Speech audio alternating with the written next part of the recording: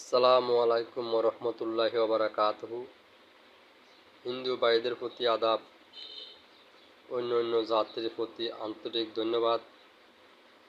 আমি আজকে আপনাদের মাঝে 3টা টিপস নিয়ে আসব। সেই টিপসটা হচ্ছে আমার কি করলে কি হয় জ্ঞানী গুণীর কথা।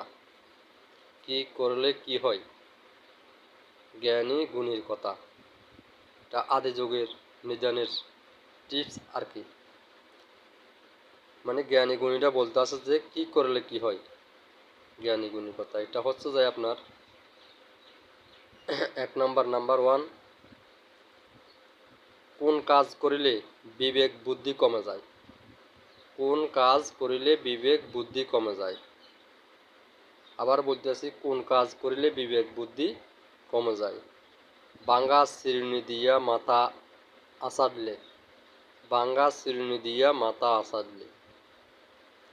আপনি যদি বাঙ্গা চিরুনি দিয়া মাথা আছাড়েন, কে আছুরে বলে, কে আছাড়েন বলে, ঠিক আছে, বাঙ্গা চিরুনি দিয়া, তাহলে আপনার বিবেক বুদ্ধি কমে যাবে।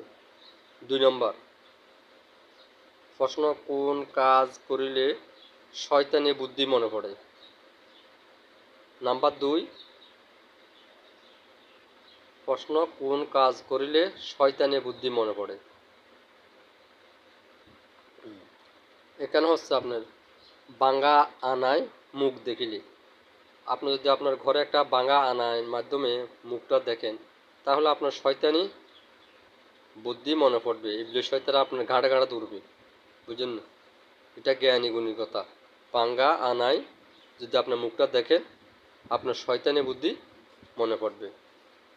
নাম্বার 3 প্রশ্ন, কোন কাজ করিলে সংসারে দেনা লেগে থাকে।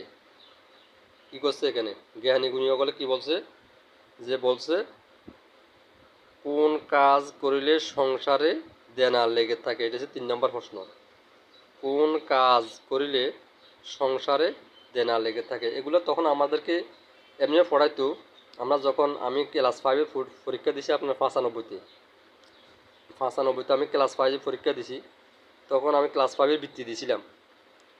টেন্স পড়ছিলাম আমরা। ফার্স্ট টেন্স, ফিউচার টেন্স, অতীত, বর্তমান, ভবিষ্যৎ, এগুলো আমাদেরকে পড়াইছে। তখন আমাদেরকে তখনও মাস্টারও পড়াইছে। এখানে আমি আবার বলতেছি জ্ঞানী গুণীর কথা। প্রশ্ন নাম্বার 3, কোন কাজ করিলে